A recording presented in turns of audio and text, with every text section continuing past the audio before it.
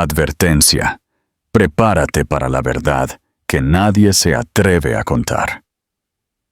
Un elegante jet corporativo, símbolo de su poder ilimitado, surcaba las nubes, llevando al multimillonario Alejandro Torres hacia un fin de semana secreto en las Islas Caimán con su amante.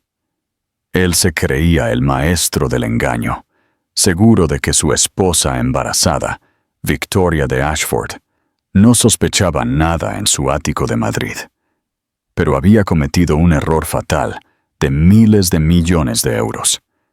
El mismo poder que construyó el imperio de Alejandro creó su punto ciego.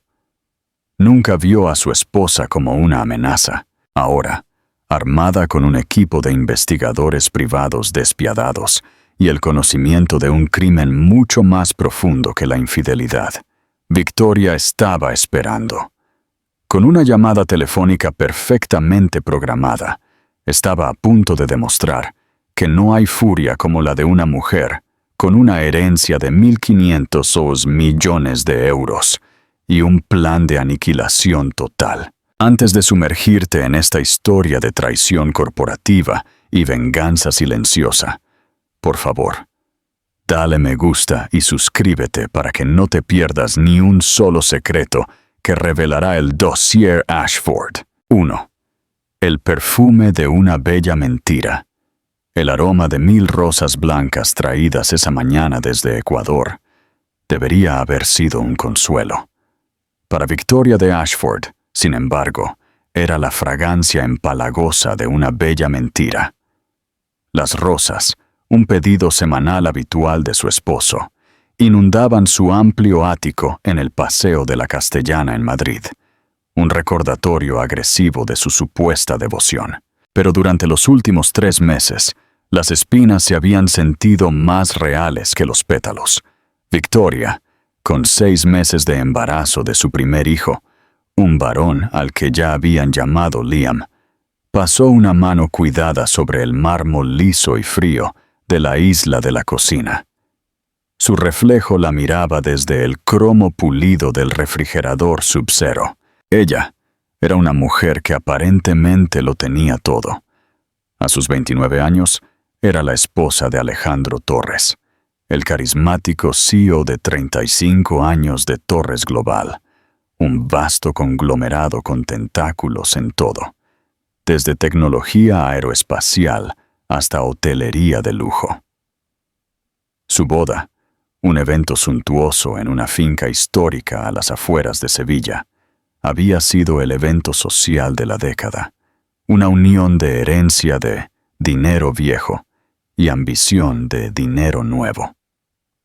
La familia de Victoria, los Ashford, eran una institución en la alta sociedad europea, su riqueza arraigada en siglos de banca y comercio. Alejandro, por el contrario, era un Teton self-made, un hombre cuya implacable ambición lo había impulsado desde orígenes modestos hasta la cúspide del mundo financiero. Era guapo, encantador y, hasta hace poco, Victoria creía que era completamente suyo. La primera grieta en la fachada había sido casi imperceptible. Una reunión de junta directiva nocturna que se extendió hasta las 3 a.m. Un viaje de negocios a Frankfurt que su padre, un hombre con una comprensión casi psíquica del comercio global, casualmente mencionó que parecía extraño dado el clima actual del mercado. Luego vinieron los susurros, los sutiles cambios en el comportamiento de Alejandro. Comenzó a proteger su teléfono con la ferocidad de un cerbero, su pantalla siempre en ángulo opuesto a ella. El persistente aroma de un perfume que no era el suyo, un tenue jazmín almizclado, se aferró a su ropa en más de una ocasión. Cuando ella le preguntó, él se rió. Debió ser un abrazo largo con la esposa de uno de los inversores, cariño. Ya sabes cómo son los alemanes. Pero Victoria no era tonta. Había sido criada en un mundo donde se esperaba que las mujeres fueran hermosas, anfitrionas, elegantes y, sobre todo, discretas. Se les enseñó a hacer la vista gorda ante las indiscreciones de sus poderosos maridos, para preservar la santidad del nombre familiar y la fortuna que representaba. Su propia madre, una mujer con impecables trajes Chanel, le había dicho una vez: «Los hombres de su estatura, querida, tienen apetitos. El deber de una esposa es ser el plato principal, no preocuparse por el amuse-bouche ocasional». Interacción. ¿Crees que Victoria debería haber confrontado a Alejandro antes? ¿O su paciencia fue una estrategia inteligente? Comparte tus pensamientos en los comentarios. Durante un tiempo, Victoria intentó seguir ese consejo. Trató de tragar la píldora amarga de la sospecha, centrándose en el bebé que crecía dentro de ella, el futuro de la dinastía Torres Ashford. Se lanzó a diseñar la guardería, un paraíso de temática celestial en azul marino y dorado, con un mural pintado a mano de constelaciones en el techo. Organizó galas benéficas, su vientre embarazado un símbolo de felicidad doméstica. Todo mientras un pavor frío y silencioso se enroscaba en su estómago. El punto de quiebre había llegado solo hace una semana. Alejandro estaba en la ducha, y su teléfono, dejado descuidadamente sobre la manta de cachemira en su cama con dosel, vibró incesantemente.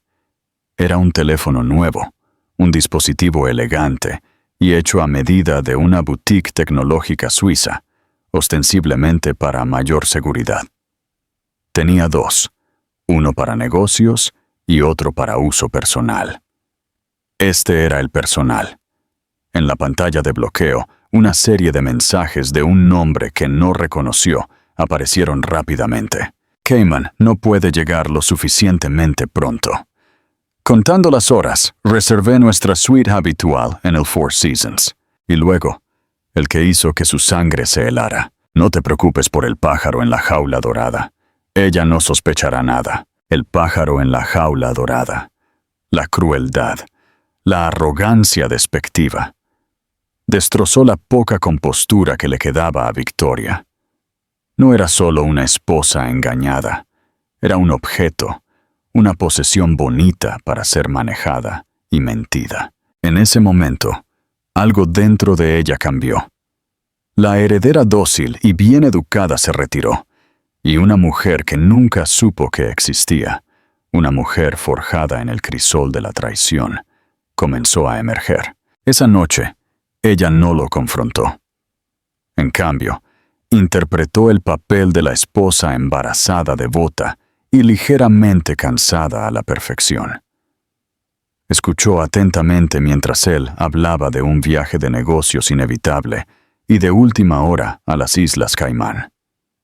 Una reunión crucial con un consorcio bancario suizo, explicó, sus ojos azul mar llenos de una convicción convincente. Es un acuerdo que podría redefinir el brazo europeo de Torres Global durante la próxima década, había dicho, su mano descansando sobre su abdomen hinchado. Solo me iré 48 horas, mi amor. Volveré antes de que tengas la oportunidad de extrañarme. Victoria había sonreído, una sonrisa dulce y comprensiva, y le deseó lo mejor. Por supuesto, cariño.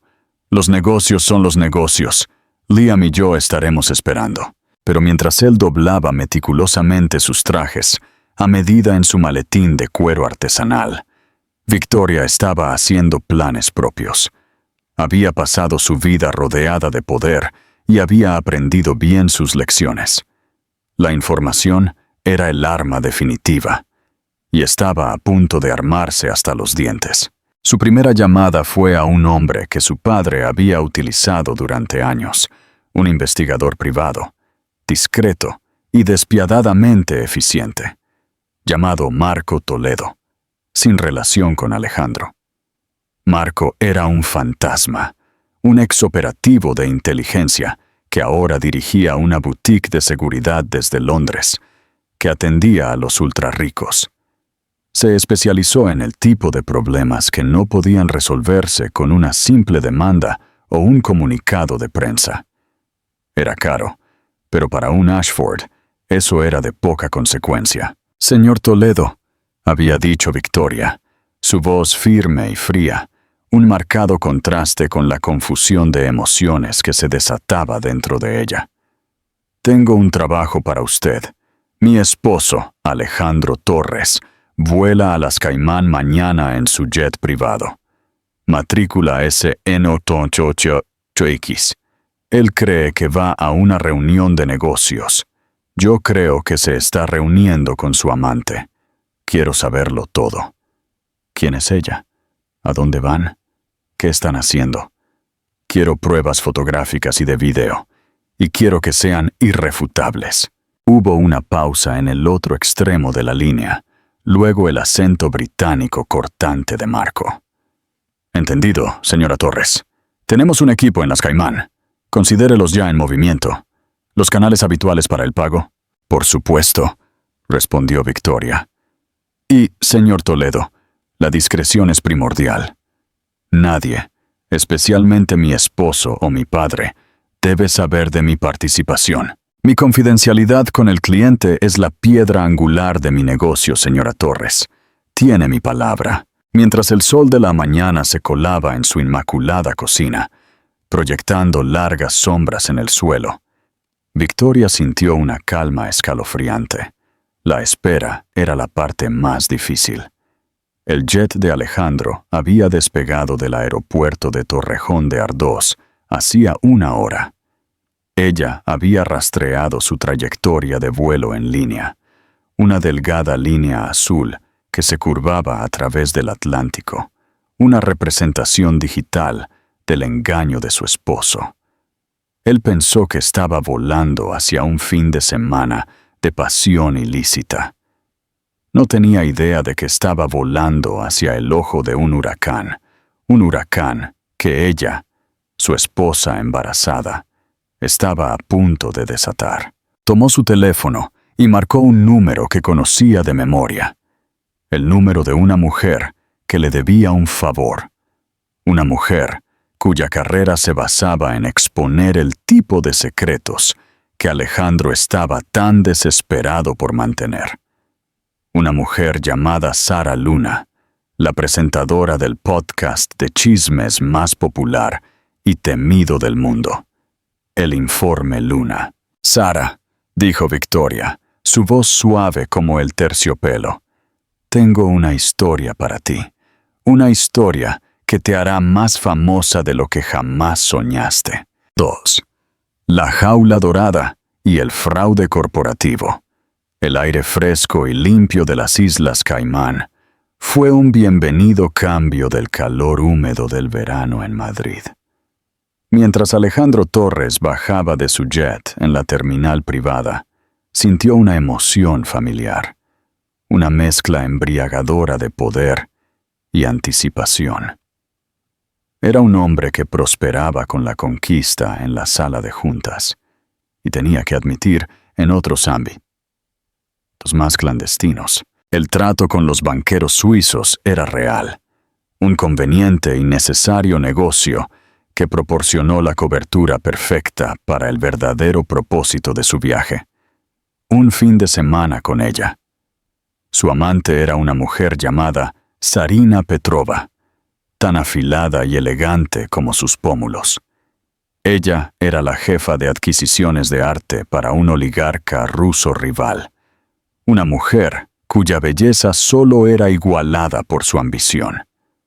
Se habían conocido hacía 6 meses en una subasta de arte en Christie's, en Ginebra, donde se habían enfrascado en una feroz guerra de ofertas por un raro Monet. Alejandro había ganado la pintura, pero Sarina, con sus ojos oscuros y penetrantes y un ingenio tan afilado como el vidrio roto, había capturado su atención. Su affair había comenzado esa noche. Un torbellino de fines de semana robados en París, reuniones clandestinas en Dubái y promesas susurradas en la parte trasera de coches con chofer. Sarina era todo lo que Victoria no era. Donde Victoria era suave, Sarina era afilada. donde Victoria era gracia de dinero viejo. Sarina era una femme fatale, hecha a sí misma, una mujer que había escalado desde la oscuridad y no se disculpaba por sus deseos.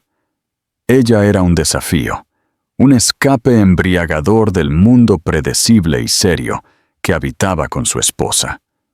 El embarazo solo había amplificado este sentimiento. La inminente paternidad se sentía menos como una alegría y más como el cierre de un capítulo, un paso final e irrevocable hacia una vida de deber y responsabilidad. Sarina era su último sabor a libertad, su rebelión contra la jaula dorada que tan cuidadosamente había construido para sí mismo. Un elegante Mercedes clase S negro lo esperaba en la pista. Mientras se deslizaba en el lujoso interior de cuero, su teléfono vibró. Un mensaje de Sarina. Suite 702. No me hagas esperar. Él sonrió. El juego había comenzado. Mientras tanto, a unos cientos de metros de distancia, en un coche de alquiler sin distintivos, aparcado con una vista clara de la terminal privada, dos hombres estaban sentados en silencio. Formaban parte del equipo de Marco Toledo, un par de exsoldados de fuerzas especiales que ahora eran operativos muy bien pagados en el mundo del espionaje corporativo y la investigación privada. Eran pacientes, metódicos y completamente invisibles. Una cámara telefoto con un estabilizador de imagen de última generación descansaba en el salpicadero. Su lente estaba entrenada en el Mercedes. Cada movimiento, cada detalle estaba siendo capturado. El operativo principal, un inglés estoico llamado Thomas, habló en un pequeño dispositivo de comunicación encriptado. El objetivo ha aterrizado. Está en un clase S negro. Matrícula Canma. Estamos en movimiento, rastreando sus movimientos, enviando la transmisión en vivo al servidor seguro ahora. A miles de kilómetros de distancia, en su oscura oficina en casa con vistas al Parque del Retiro, Victoria observaba la transmisión en vivo en un gran monitor de alta definición. Vio la familiar y segura arrogancia de su esposo mientras caminaba hacia su coche. Vio la ligera sonrisa en su rostro mientras miraba su teléfono. Una ola de náuseas, no relacionada con su embarazo, la invadió. Una cosa era sospechar, saber en lo más profundo de tu alma que te estaban traicionando. Otra muy distinta era verlo desarrollarse en tiempo real, en alta definición. Su mano tembló mientras tomaba un vaso de agua. Tenía que mantenerse fuerte. No era el momento de lágrimas o debilidad.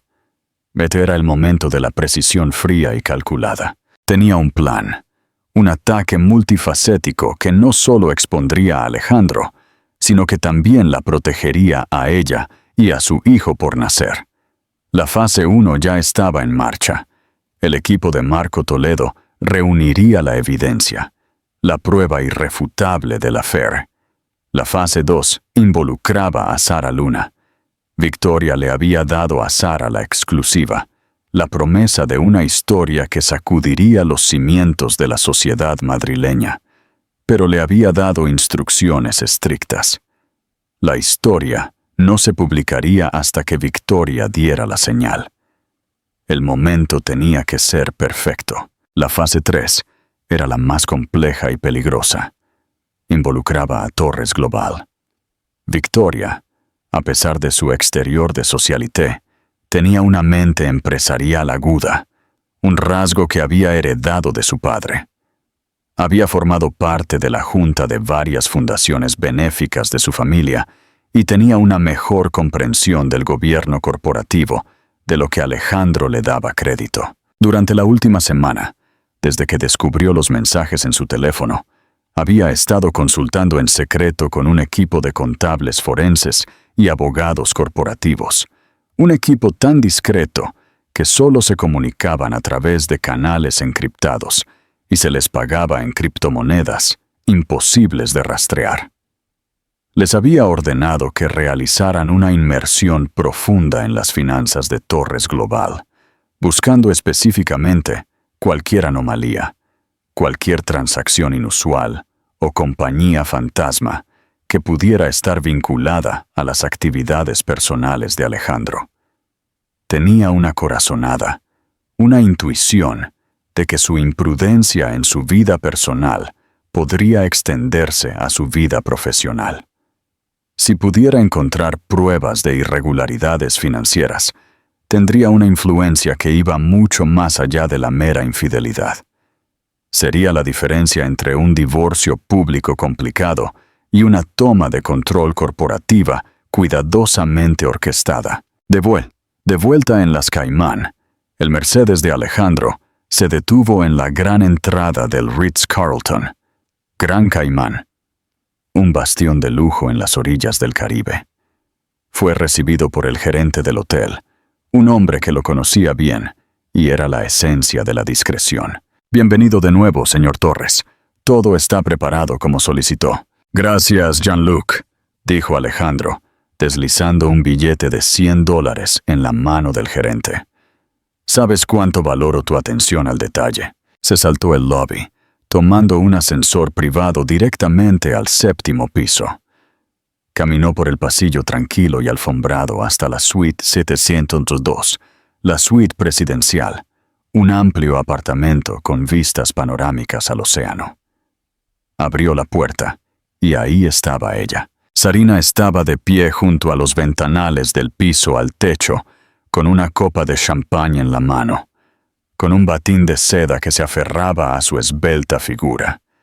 Se giró, una sonrisa lenta y depredadora en su rostro. «Llegas tarde», susurró ella. Su acento ruso espeso y seductor. «Tuve que hacer una parada», dijo Alejandro, con la voz baja. Caminó hacia ella, sus ojos devorándola. Le había traído un regalo, una pequeña caja de terciopelo de Cartier, una joyería conocida por sus diamantes raros y escandalosamente caros. Dentro había un collar, una cascada de diamantes amarillos canario, que debió costar una pequeña fortuna. Los ojos de Sarina se abrieron ante la vista. «¿Para mí? No debiste». Pero sus manos ya estaban extendiéndose hacia él, sus dedos trazando las facetas frías y duras de las piedras. Desde un edificio al otro lado de la calle, una operativa del equipo de Marco, una mujer con las manos firmes de un cirujano, capturó toda la escena a través de la lente de una potente cámara telescópica. El regalo, el abrazo, el beso apasionado que siguió. Cada fotograma era un clavo en el ataúd de Alejandro Torres. Victoria lo observó todo en su monitor, con el rostro como una máscara de piedra. El dolor era algo físico, un dolor agudo y punzante en el pecho, pero bajo el dolor, una ira fría y dura comenzó a cristalizarse. Vio el collar de diamantes, una baratija comprada con el dinero que se suponía que construiría un futuro para su hijo. Vio la forma en que miraba a Sarina, una mirada de hambre cruda que no le había dado a ella en años. Tomó su teléfono. Era hora de poner en marcha la fase 2. Marcó el número de Sara Luna. «Sara», dijo Victoria, con la voz desprovista de emoción. «Tengo una actualización para ti y un nombre. Sarina Petrova, jefa de adquisiciones de arte para el grupo Antonov. Están en el Ritz-Carlton en Las Caimán, Suite 702, y él acaba de regalarle un collar muy, muy caro». Casi pudo escuchar la sonrisa derretida en la voz de Sara. «Esto es oro puro, Victoria. Oro puro. ¿Cuándo puedo publicar?» «Pronto», dijo Victoria. «Pero aún no. Quiero dejar que disfrute de su pequeña escapada un poco más. Quiero que se sienta seguro. Y luego, cuando menos se lo espere, vamos a hacer que su mundo se venga abajo». Colgó el teléfono y volvió su atención al monitor. La transmisión en vivo desde las Caimán ahora mostraba a Alejandro y Sarina, copas de champán en mano, riendo en el balcón de su suite. Las luces de la ciudad brillando detrás de ellos como 1000 ojos que juzgaban. Parecían un rey y una reina inspeccionando su dominio, pero no sabían que su reino estaba construido sobre una base de mentiras, una base que estaba a punto de desmoronarse. Y Victoria, la mujer que tan descuidadamente habían descartado como el pájaro en la jaula dorada, sostenía el detonador. En reacción. ¿Crees que Alejandro se arrepentirá de haber subestimado a Victoria? Comenta tu opinión y no olvides compartir esta historia con tus amigos para ver la reacción de Alejandro. 3. El colapso y la caída del CEO. Durante las siguientes 24 horas, Victoria se convirtió en un fantasma en su propia casa, una observadora silenciosa de una vida que ya no era suya.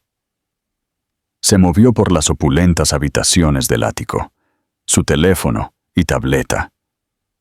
Sus únicas compañeras, las transmisiones en vivo del equipo de Marco Toledo en las Caimán, eran un torrente constante y brutal de la traición de su esposo.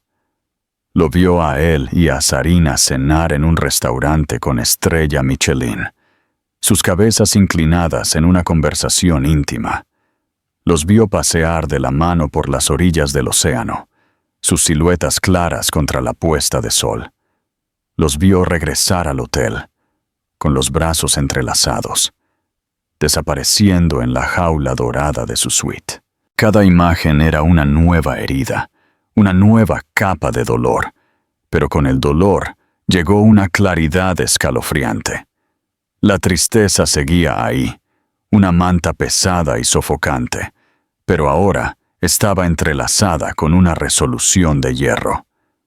Ya no era solo una esposa con el corazón roto, era una mujer en una misión, una general reuniendo sus fuerzas para una guerra que no tenía intención de perder. Sus días fueron un borrón de llamadas encriptadas y videoconferencias seguras con sus equipos legales y financieros. Los contables forenses, un equipo de genios brillantes pero socialmente torpes, que operaban desde una oficina sin distintivos en Zúrich, habían estado trabajando las 24 horas del día. Estaban examinando los laberínticos registros financieros de Torres Global, siguiendo las migas de pan digitales que Alejandro, en su arrogancia, seguramente había dejado atrás. El avance se produjo en el segundo día del viaje de Alejandro. Victoria estaba en una llamada con el jefe del equipo de contabilidad, un hombre que solo se hacía llamar Orión. «Encontramos algo, señora Torres», dijo Orión, su voz monótona y desapasionada. «Es inteligente, muy inteligente, pero no lo suficiente». Explicó que Alejandro había establecido una serie de sociedades fantasma registradas en una constelación de paraísos fiscales. Las Islas Caimán, Panamá, las Islas Vírgenes Británicas. En la superficie, estas empresas parecían ser vehículos de inversión legítimos, parte de la compleja estrategia internacional de Torres Global. Pero cuando el equipo de Orión despegó las capas de ofuscación legal y financiera, encontraron la verdad. El muy canalla ha estado utilizando estas compañías fantasma para desviar dinero de Torres Global, explicó Orión. Pequeñas cantidades al principio, unos cientos de miles aquí y allá, disfrazados como honorarios de consultoría o comisiones de corretaje. Pero las cantidades han estado aumentando exponencialmente durante los últimos 6 meses. Estamos hablando de decenas de millones de euros, señora Torres. La sangre de Victoria se heló. Esto era mucho peor de lo que había imaginado. Esto no era solo infidelidad. Esto era malversación corporativa a gran escala. «¿A dónde va el dinero?», preguntó ella, su voz apenas un susurro. Esa es la parte interesante, respondió Orión. Se está canalizando a una sola cuenta en un banco privado en Liechtenstein. La cuenta está en manos de un fideicomiso, y la única beneficiaria de ese fideicomiso es una mujer llamada Zarina Petrova. Victoria sintió que el aire abandonaba sus pulmones. El collar de diamantes era una baratija. Este era el verdadero premio. Él no solo estaba teniendo una aventura con Zarina, la estaba financiando. Estaba robando a su propia empresa, a su futuro, a su hijo, para construir una nueva vida con su amante. Y hay más, continuó Orión. Una de las compañías fantasma, una empresa llamada Apex Holdings, se utilizó para comprar una propiedad muy cara. Él le envió un archivo. Victoria lo abrió para encontrar la escritura y los planos arquitectónicos de una impresionante villa modernista encaramada en un acantilado en Portofino, Italia. La villa, aún en construcción, era una obra maestra de vidrio y acero, con una piscina infinita que parecía fusionarse con el mar de Liguria. El precio de compra era la asombrosa cifra de 30 millones de euros. Y el propietario registrado era Apex Holdings. La pura audacia, la profundidad de su engaño, era impresionante. No solo estaba planeando una escapada de fin de semana, estaba construyendo una nueva vida, un nuevo hogar, un nuevo futuro, todo con dinero robado, y lo estaba haciendo justo delante de sus narices. «Necesito que documentes todo, Orión», dijo Victoria, su voz ahora dura como el acero. «Cada transacción, cada correo electrónico, cada transferencia bancaria. Quiero un dossier tan grueso e irrefutable que lo entierre». «Considere lo hecho, señora Torres.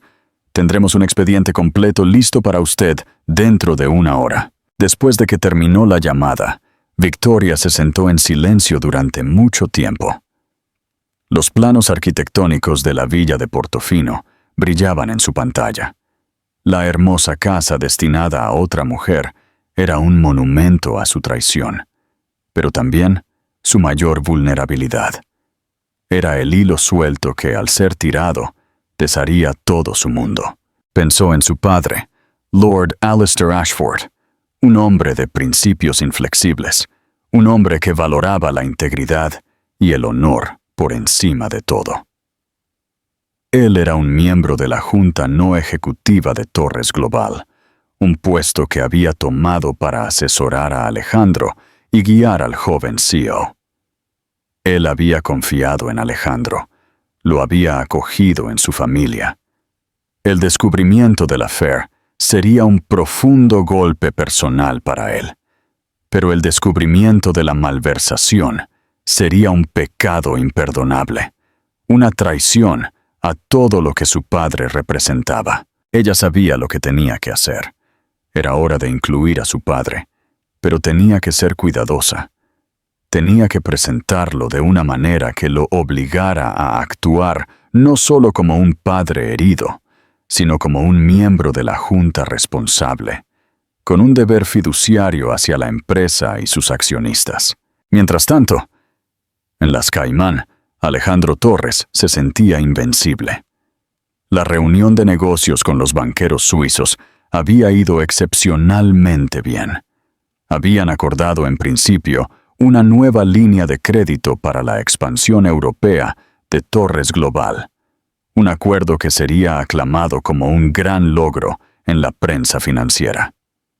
Su fin de semana con Zarina había sido una escapada perfecta y embriagadora.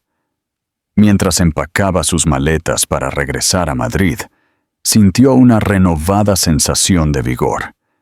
Creía que había logrado compartimentar su vida con éxito, que podía tenerlo todo: la esposa respetable y embarazada, y el prestigioso apellido familiar en Madrid, y la amante apasionada y estimulante reservada para su placer personal.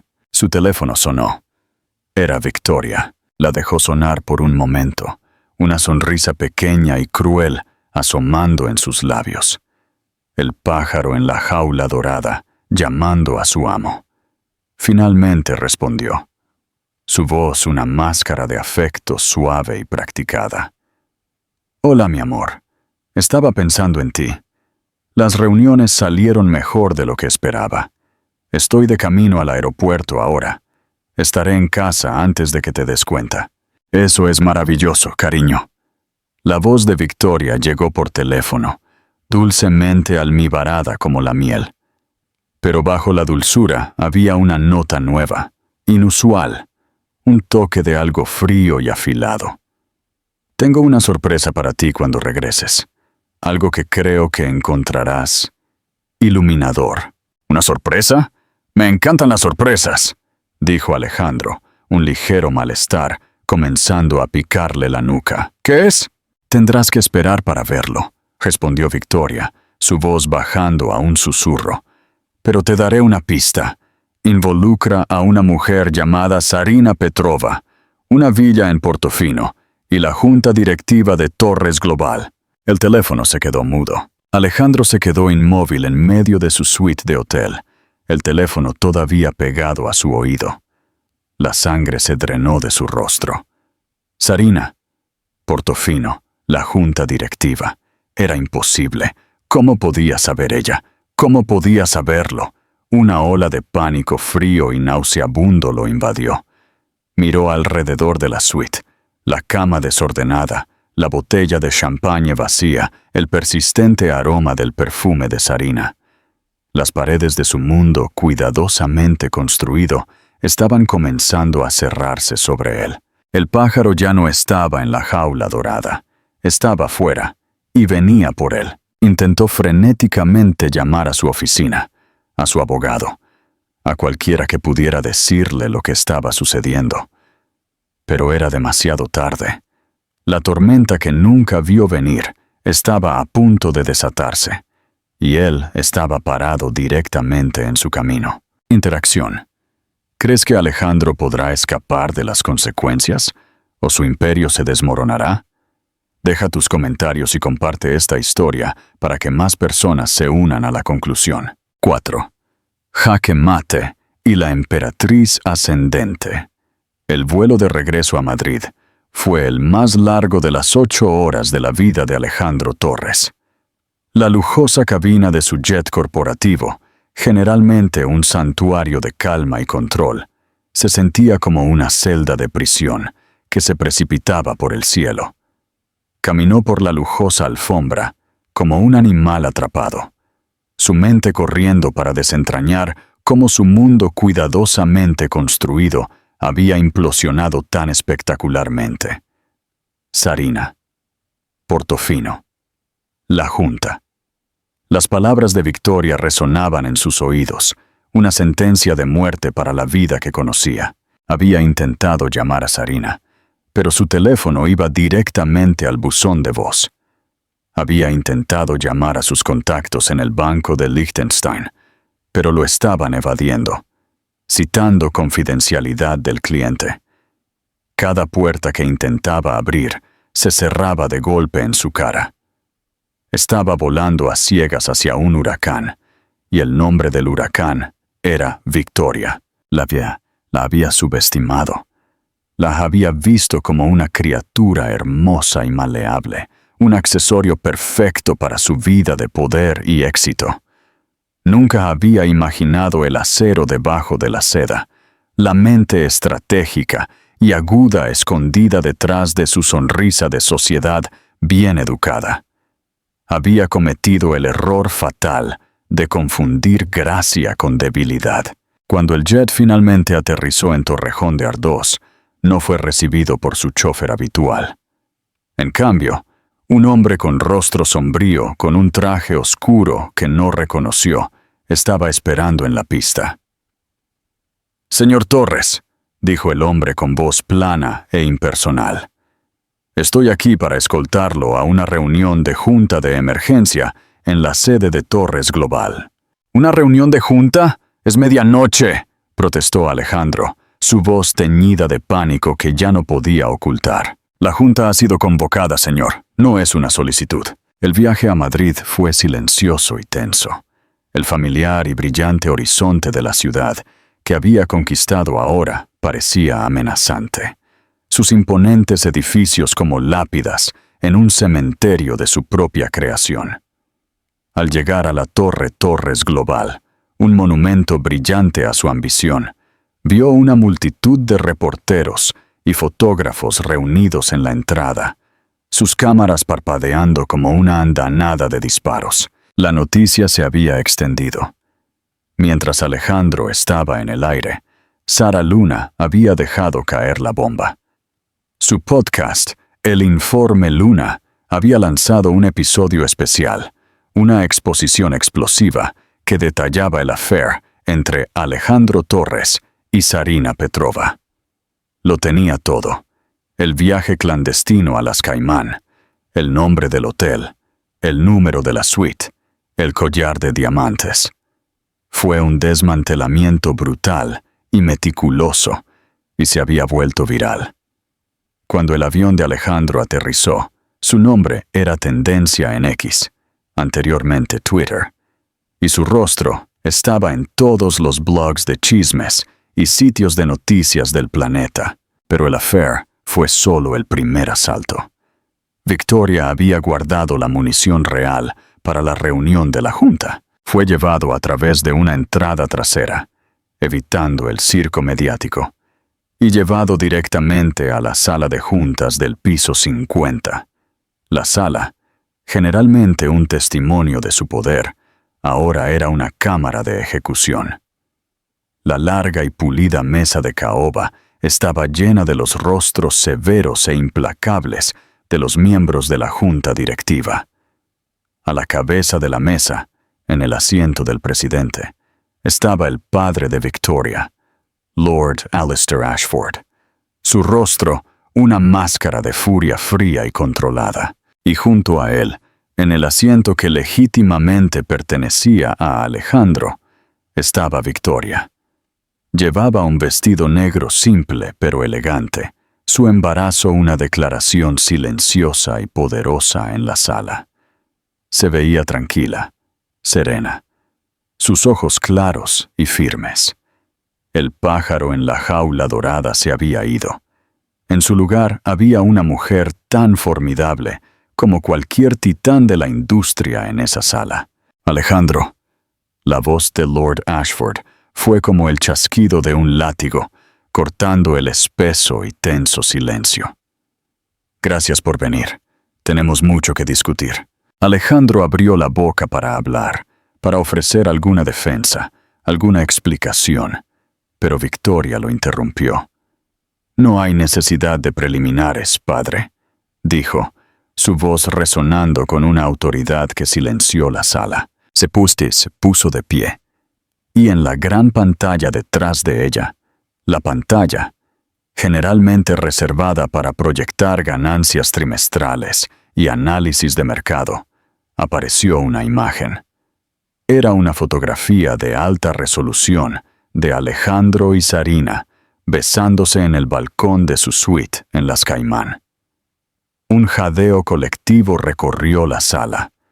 Alejandro sintió que el último vestigio de su compostura se desmoronaba. Estaba expuesto, humillado, su traición al descubierto para que todos la vieran. Como pueden ver, continuó Victoria, su voz fría y uniforme. Mi esposo ha estado muy ocupado.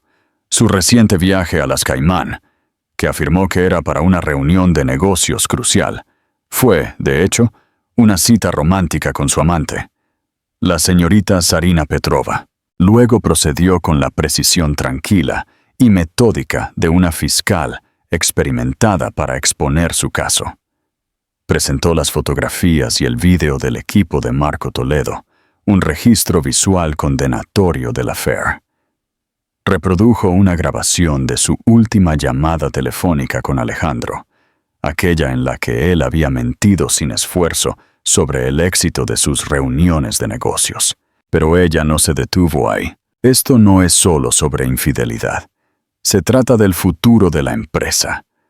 Las indiscreciones personales de mi esposo, si bien son profundamente dolorosas para mí, no son la razón principal por la que estamos aquí esta noche, dijo, sus ojos recorriendo los rostros atónitos de los miembros de la Junta.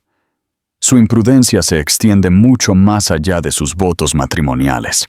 Amenaza los cimientos mismos de esta empresa. En la pantalla detrás de ella, las imágenes de la Fair fueron reemplazadas por una compleja red de diagramas de flujo y estados financieros. Era el dossier preparado por Orión y su equipo. Victoria, con la ayuda de su abogado corporativo, que estaba sentado en silencio en un rincón de la sala, comenzó a guiar a la Junta a través del elaborado esquema de malversación de fondos de Alejandro. Expuso las compañías fantasma, las facturas fraudulentas, el desvío de millones de euros de los fondos de la empresa. Les mostró las transferencias bancarias a la cuenta secreta de Zarina Petrova en Liechtenstein.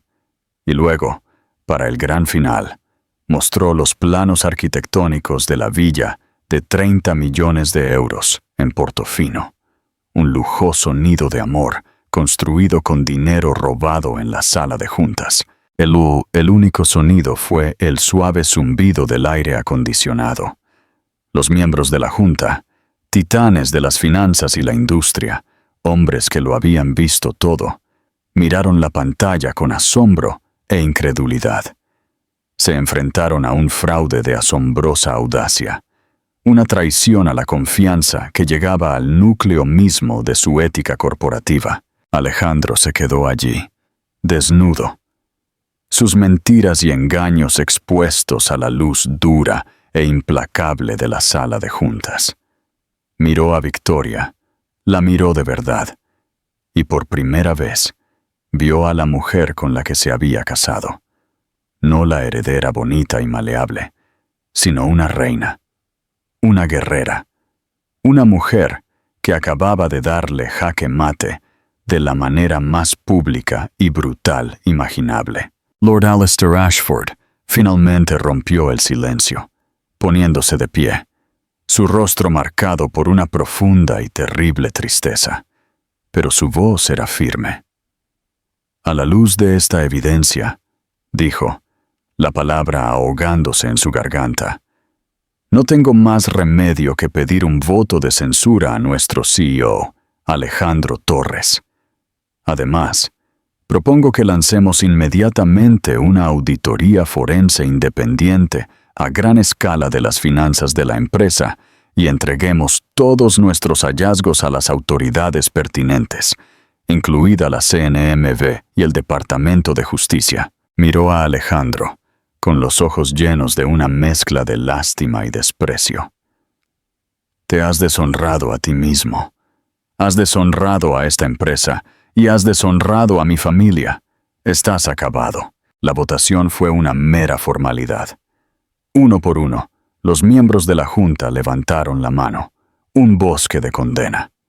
Alejandro Torres, el chico de oro de la bolsa, el maestro del universo, fue despojado por unanimidad y sin ceremonias de su título, su poder y su futuro. Mientras los guardias de seguridad lo escoltaban fuera del edificio, miró a Victoria por última vez. Su rostro estaba impasible, pero sus ojos, por un momento fugaz, traicionaron un atisbo del inmenso dolor que él le había causado. Pero no había triunfo en su mirada, ni regodeo, solo una resolución tranquila y triste. Había construido un imperio, pero había olvidado la única regla que gobierna todos los imperios. Son vulnerables al final. Y el suyo había sido derribado no por un asaltante corporativo o una caída del mercado, sino por la única persona que pensó que tenía bajo su control total: su esposa. Por interacción. ¿Qué pensaste de la revelación final de Victoria? ¿Crees que Alejandro merecía ese final? Comenta tu opinión y comparte este video si la verdad te ha impactado. 5. El Fénix se levanta. la nueva Torres Global, la caída de Alejandro Torres, no fue un declive suave.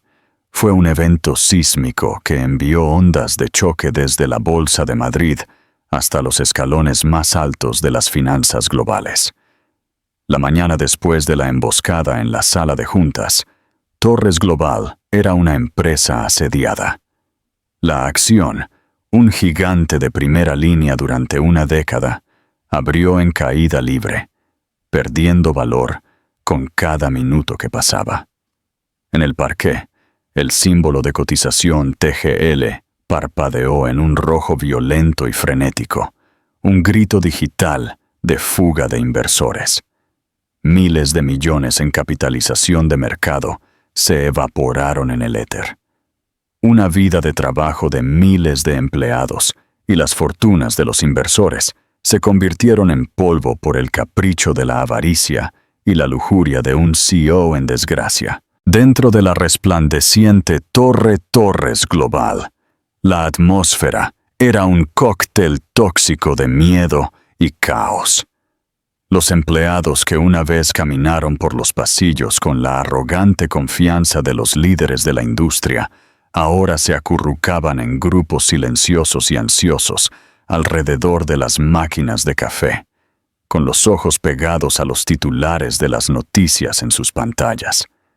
Las fotografías meticulosamente seleccionadas del equipo de Marco Toledo estaban por todas partes. La imagen de Alejandro y Sarina en el balcón de las Caimán era ahora un símbolo icónico de la arrogancia corporativa. Corrían rumores de que Sarina Petrova había sido vista en Dubái, luego en Moscú. Los millones robados de la cuenta de Liechtenstein, asegurándole una vida de lujo, mucho más allá del alcance de cualquier tratado de extradición. La villa a medio terminar en Portofino se convirtió en una atracción turística para los yates que navegaban por la Riviera italiana. Una ruina moderna de un rey caído. Para Alejandro, las 24 horas posteriores a su expulsión de la sala de juntas fueron un descenso a un infierno personal. Escondido en el loft multimillonario de un amigo en el centro de Madrid, era un hombre que se desmoronaba. El amigo, un gestor de fondos de cobertura que había hecho una fortuna con los consejos de Alejandro, había ofrecido el refugio por un sentido de obligación pasada, pero su bienvenida era escasa y teñida por el miedo a la asociación. Alejandro, sin afeitar y alimentado por el whisky y la rabia, trabajaba frenéticamente por teléfono, pidiendo favores a hombres que antes clamaban por su atención, pero las llamadas no eran respondidas. Sus contactos en la banca, la política y los medios se habían convertido en fantasmas. Era radioactivo, un paria. Sus intentos de mover el poco dinero que le quedaba en cuentas personales fueron bloqueados. Cada transacción marcada por instituciones financieras, ahora bajo un inmenso escrutinio. Estaba atrapado. Su vasta riqueza ahora era un espejismo digital que podía ver, pero no tocar. Su mundo se había reducido a las 4 paredes de un apartamento prestado. La ciudad que una vez poseyó ahora territorio hostil. El final llegó, como suele suceder, con la luz gris y tranquila del amanecer. El fuerte y autoritario golpe en la puerta no fue una sorpresa, sino una confirmación brutal y final de su ruina total. Mientras los agentes federales lo sacaban esposado, los flashes de la prensa que esperaba eran como una andanada final y despiadada de disparos. El hombre que había aparecido en la portada de Forbes y Fortune, el titán de la industria, ahora era solo otro delincuente escoltado. Su traje a medida, un símbolo arrugado y patético de lo bajo que había caído. Para Victoria, el espectáculo público de la desaparición de su esposo no trajo alegría, solo una tristeza profunda y cansada. Observó los informes de noticias desde el aislamiento de la mansión de su padre en La Moraleja, Madrid, después de haber huido del ático del Paseo de la Castellana, que ahora se sentía contaminado por fantasmas. Cada imagen de la caída de Alejandro era un nuevo recordatorio del hombre que una vez amó, el futuro en el que había creído. La victoria era absoluta, pero el costo había sido inmenso. Su dolor privado se había convertido en propiedad pública, una telenovela global para que las masas la consumieran. Fue inundada con solicitudes de entrevistas, con lucrativas ofertas de libros y películas. El podcast de Sara Luna había batido todos los récords, haciendo de Sara un nombre familiar y de Victoria un icono reacio.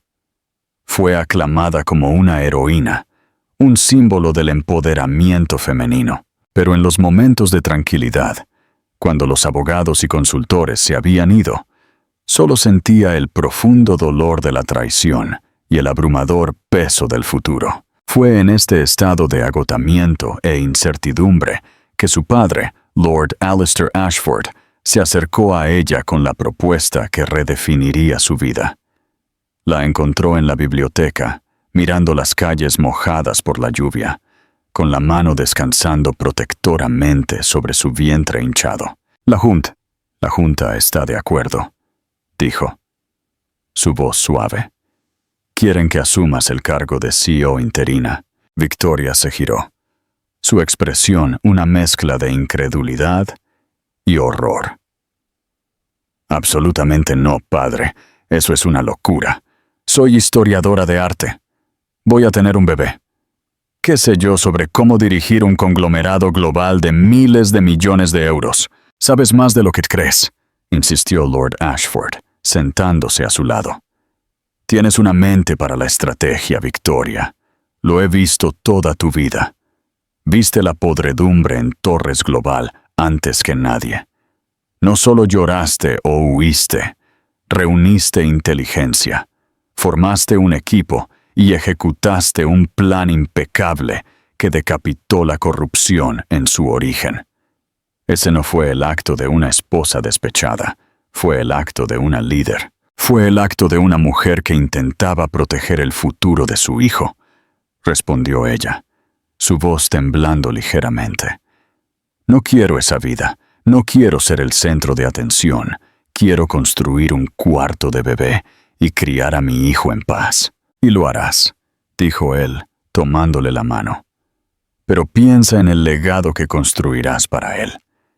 ¿Quieres que su empresa, su herencia, sea dirigida por un comité de extraños, contaminada para siempre por este escándalo? ¿O quieres que sea dirigida por su madre, la mujer que la salvó? Eres la única persona que puede restaurar la integridad de ese nombre, Victoria. La única que puede señalar una ruptura verdadera y limpia con el pasado. El mundo te ve como una víctima. Esta es tu oportunidad de mostrarles quién eres realmente. Una superviviente, una constructora, la mujer que reclamó su poder. Sus palabras tocaron una fibra sensible dentro de ella. Tenía razón. Esconderse significaría dejar que las acciones de Alejandro definieran para siempre a la empresa y, por extensión, el legado de su hijo. Dar un paso al frente, por aterrador que fuera, era la única forma de reclamar verdaderamente la narrativa, de construir algo nuevo y limpio a partir de los escombros. Con una respiración profunda que pareció venir de las profundidades de su alma, Victoria de Ashford asintió. Está bien, padre. Lo haré. Su primer día como CEO interina fue un bautismo de fuego. En el momento en que salió de su coche frente a la Torre Torres Global, una frenética manada de reporteros descendió, gritando preguntas. Caminó a través de ellos con una gracia tranquila y majestuosa. Su rostro, una máscara de serena determinación. ofreciendo solo un educado pero firme, sin comentarios. Su primer acto no fue retirarse a la suite ejecutiva del piso 50, sino convocar una reunión de todo el personal en el imponente atrio de cristal del edificio. De pie en un simple escenario, miró a los miles de empleados. Sus rostros una mezcla de curiosidad, escepticismo y esperanza. Ella no era la CEO a la que estaban acostumbrados. Era una mujer. Estaba embarazada y era la esposa del hombre que los había llevado al borde del desastre. «Sé lo que todos están pensando», comenzó, su voz clara y amplificada por el micrófono, pero conservando una cualidad íntima y personal. «Me están mirando y se preguntan qué puede hacer una heredera Ashford, una historiadora de arte, para arreglar este lío. La verdad es que no puedo arreglarlo sola. Esta empresa no se trata de una persona. Nunca se supuso que lo fuera». Expuso la cruda verdad del escándalo, su voz desprovista de autocompasión, pero llena de una rabia palpable por la traición a la confianza. Luego giró, exponiendo una visión para una nueva Torres global, una construida sobre la transparencia, la responsabilidad y un retorno a los valores fundamentales. Anunció la venta inmediata del jet corporativo y la flota de coches ejecutivos. Canceló el retiro de liderazgo de lujo de varios millones de euros que Alejandro había planeado en un resort de alta gama en los Alpes suizos. La era del exceso obsceno en Torres Global ha terminado», declaró, su voz resonando con convicción. «Nuestra nueva moneda será la confianza. Nuestro nuevo símbolo de estatus será la integridad». El discurso fue recibido con un momento de silencio atónito.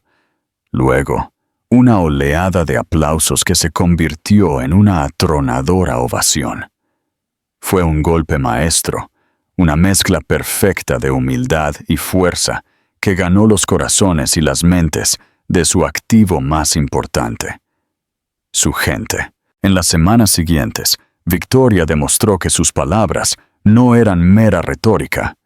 Fue un torbellino de energía concentrada, trabajando jornadas de 18 horas, con una disciplina que impresionó incluso a los veteranos de la Junta más experimentados. Derribó la opaca estructura corporativa que Alejandro había construido, reemplazándola con un modelo más optimizado y colaborativo. Promovió a ejecutivos talentosos dentro de la empresa, muchos de los cuales habían sido pasados por alto por la cultura de club de chicos de Alejandro.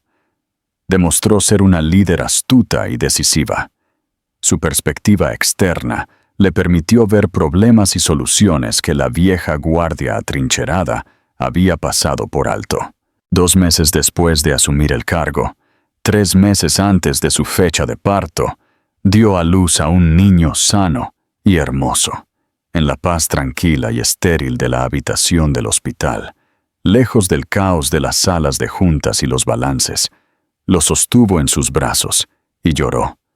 Eran lágrimas de alegría, de alivio y de un profundo agotamiento hasta los huesos. Lo llamó Liam Alistair de Ashford.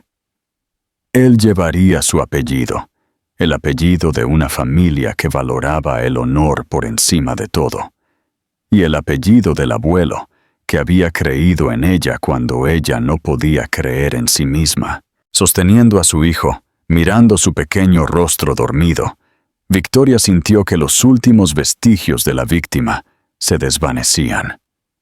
El dolor de la traición de Alejandro era una cicatriz que llevaría para siempre, una parte permanente de su historia, pero ya no era el capítulo definitorio. Había mirado el abismo de una vida destruida y se negó a caer. En cambio, había construido un puente sobre él. Ya no era un pájaro en una jaula dorada, ni era simplemente la mujer que había derribado a un rey. Era una reina por derecho propio, la arquitecta de una nueva dinastía forjada no por el privilegio, sino por el dolor, la resiliencia y una voluntad inquebrantable. Su mayor obra de arte no era una pintura en una pared, sino el futuro que ahora estaba construyendo para sí misma, para su empresa y para su hijo. Si esta historia te ha cautivado, no te guardes la emoción. Dale. Me gusta, compártela con tus amigos que aman las historias de regresos épicos y, lo más importante, suscríbete a nuestro canal para más dramas de la vida real que son más extraños y convincentes que la ficción. Tu apoyo nos ayuda a seguir brindándote historias que impactan e inspiran.